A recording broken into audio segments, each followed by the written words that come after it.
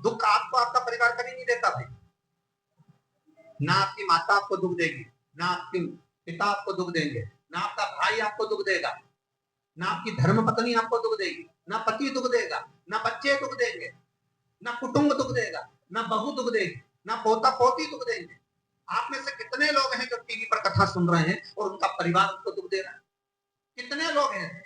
कभी विचार करना एकांत में बैठकर कि आपको ना आपकी पत्नी दुख दे रही है, ना आपको आपका पति दुख दे रहा है, ना आप अपने पति को तलाक दे रहे हो, ना आप अपनी पत्नी को तलाक दे रहे हो, ना आपका बेटा आपको दुख दे रहा है, ना आपकी बहू आपको दुख दे रही है, ना आप कुटुंब के लोग, परिवार के लोग, भाई आपको दुख दे रहा है। ये कहीं नहीं हो सकता।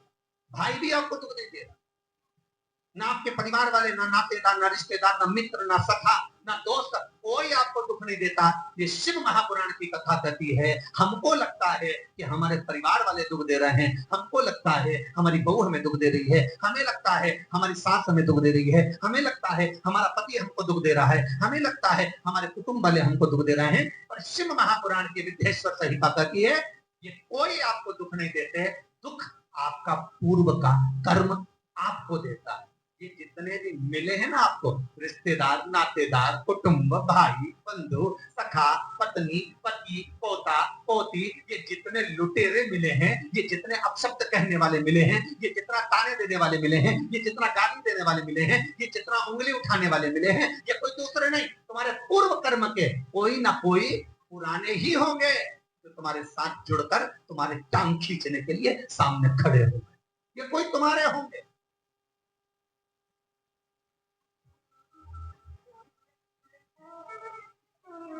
तो ये सब दिमाग से निकाल दीजिए। आपके ये चित्तवृत्ति बुद्धि से ये बात सब निकाल दो। जितने लोग कथा सुन रहे हैं अपनी बुद्धि से निकाल देना कि मेरी बहू मुझे गाली दे रही है। हाँ, तूने किसी गाय को रोटी नहीं दी और दी भी होगी, दूसरी बार गाय आ गई होगी तो डंडा मार के भगा दिया, वही बहू आई है, वाणी के डंडे खुदा रही है।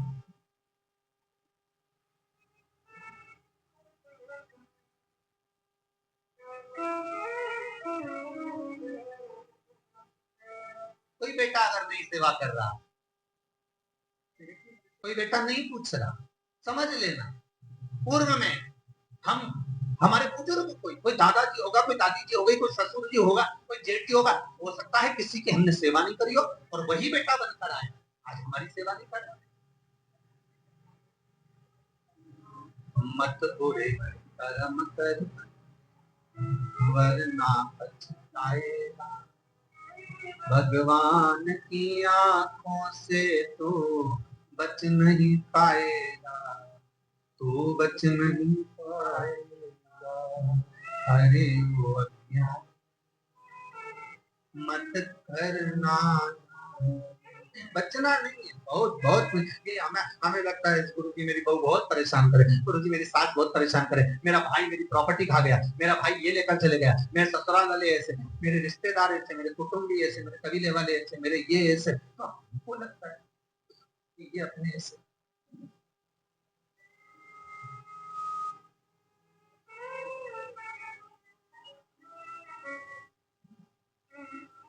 हमको लग रहा है कि ये हमारे को लूट रहे हैं, कोई ऐसा परेशान कर रहे हैं, कोई ऐसा कर रहा है। नहीं,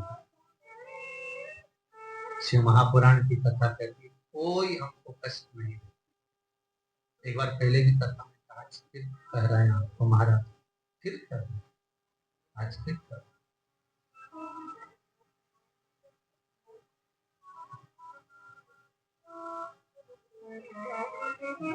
आपको फिर निवेदन, बीमार हुए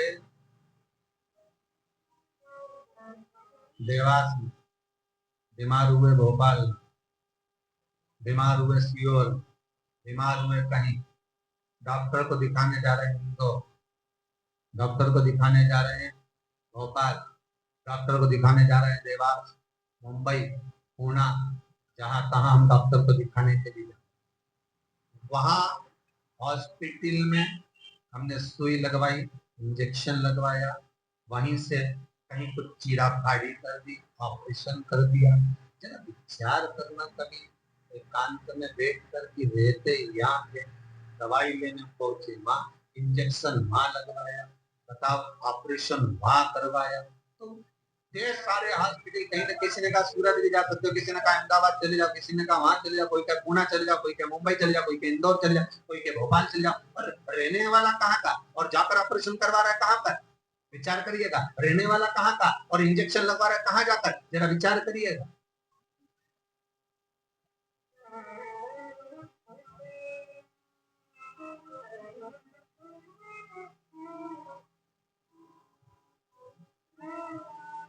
और कितने डॉक्टर, ऑपरेशन करने वाला कोई विशेष?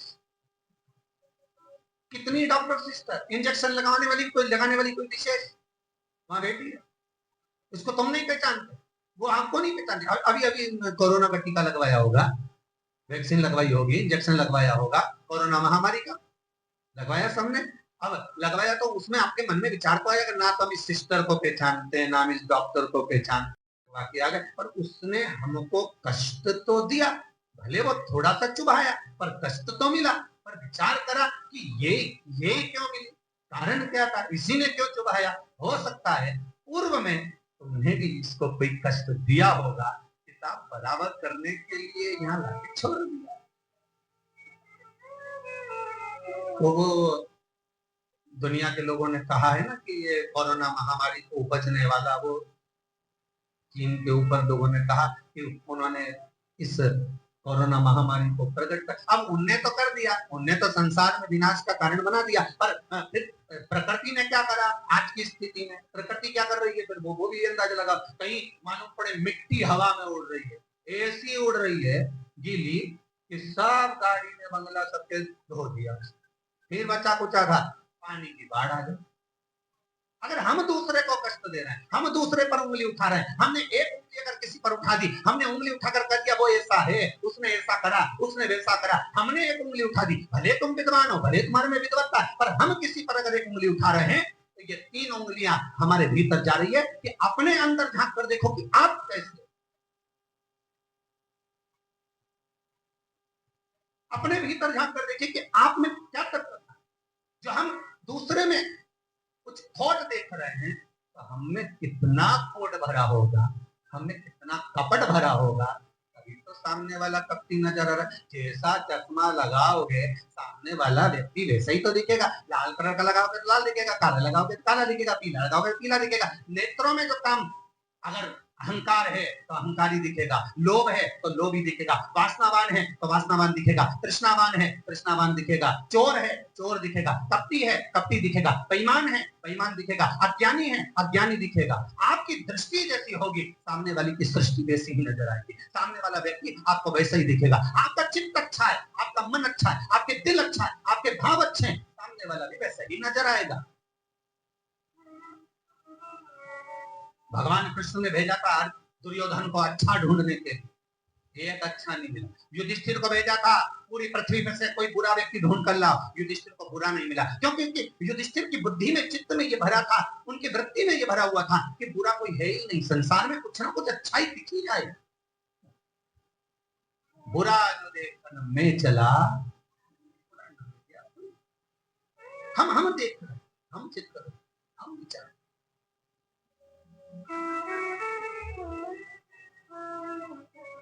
कौन ना बहू बुरी है, फिर निवेदन करूंगा, ना सास बुरी, ना बेटा बुरा, ना बहू बुरी, ना ही ये पूरा संसार बुरा, सब अच्छे हैं। बुरा क्या? अपना कर्म जो हम कर कर आए हैं, उस कर्म का भोग संसार में आकर भोगना पड़ेगा। एक रोटी भी हमको खाने को मिल रही है तो हमारे पूर्व के किए हुए कर्म के अनुसार मिल रही है। दुख भी अगर हमको मिल रहा है तो हमारे पूर्व के कर्म के अनुसार मिल रहा है, सुख भी मिल रहा है तो हमारे पूर्व के कर्म के अनुसार मिल रहा है। हम जैसा कर्म करें उसके अनुसार में फल मिलेगा, करें उसके अनुसार में फल मिलेगा।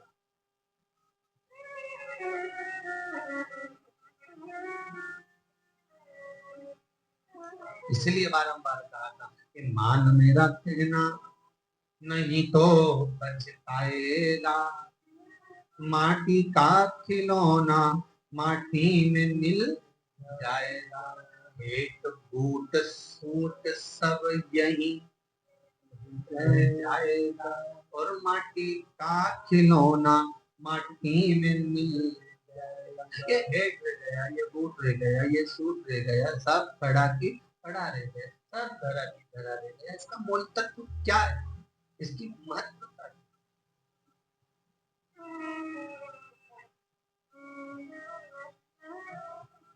इसकी मूलता कुछ है, इसकी मुख्यता कुछ है, इसकी महत्वता।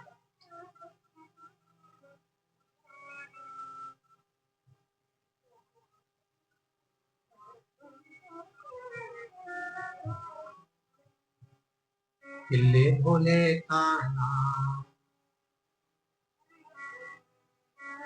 भगवान शिव का मंत्र, नाम स्मरण जप कीर्तन सुख दे।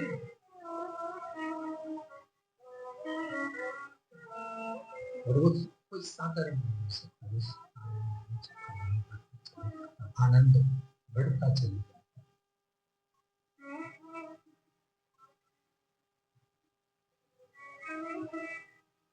ले भोले का नाम काहे यूं भटके,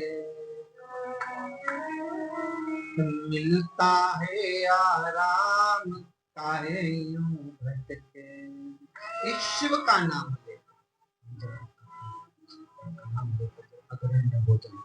प्रेशर खोलिए महाराज, प्रेशर खोलिए। हम शिव का नाम लेकर जब अग्रण्य बढ़े, आगे बढ़े,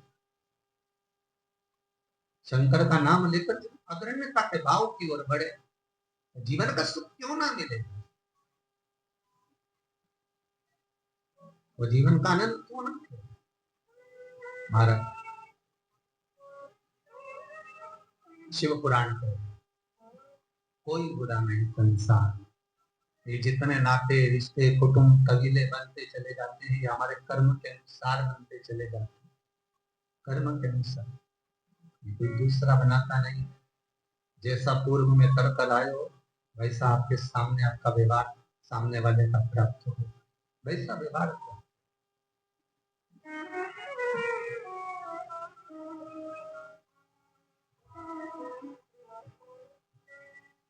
शिव पुराण कर रही है, शंकर की कथा कर रही है, शंकर का मारो।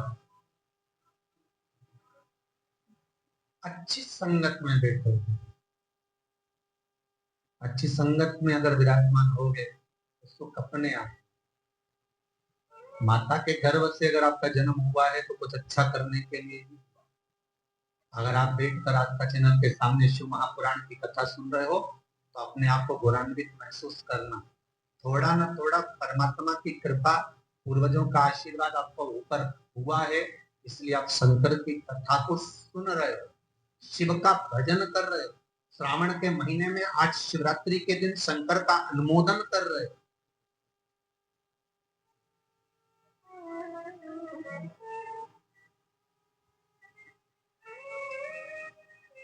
घर में 4 बहुएं होती है, 5 बहू होती है, 6 बहू होती है। सास 6 बहू को बोलती है कि जाओ पानी लेकर आओ, अरे बोलो जम के दे, नहीं बोलती ना। सास किसी एक का नाम लेगी, ए बेटा, ए लाली, एक बहू का नाम, और उसको पुकारे, और पुकार कर कहेगी जरा मेरे लिए एक गिलास पानी ला दे बेटा, बहू जाएगी पानी ला कर दे। अब सास ने वो 3 को क्यों नहीं बुलाया रे, अरे बोलो तो जम क्या, वो 3 से क्या सास की दुश्मनी थी? नहीं, वो भी रोज मिलती, वो भी रोज प्रणाम करती, वो भी रोज नमन करती है, वो भी रोज ना रोज सास के पास जाकर बैठती है, वो भी सास उनको भी साड़ी देती है, और सास उसको भी साड़ी देती है, सास उसको भी रकम देती है, उनको भी। पर एक को बुलाए आवाज लगाकर, ए बेटा, ए लाली, ए बहू, जरा इधर आ, और जिसका नाम लेकर बुलाया वो दौड़ कर आई और लाकर पानी दे दिया। पर सास इसी को क्यों बुलाती है? 4 बहू में से किसी बस बहू को आवाज क्यों लगाती है? बस उतना तुम अंदाजा लगा कर रखो कि सास इसी को ज्यादा क्यों बुलाती है, इसी से बात क्यों ज्यादा करती है। ना तो उसने कुछ दिया, ना इसने कुछ दिया, ना कोई बात। पर कुछ बहू में, 4 बहुओं में, 4 बेटे में कोई एक ऐसा होता है जिससे सास की अच्छी पटती पटती है, उसी तरह भोलेनाथ भी परिवार में उसको देख लेता है जिससे शिव की अच्छी पटती है, उसी को बिठाता है कथा में।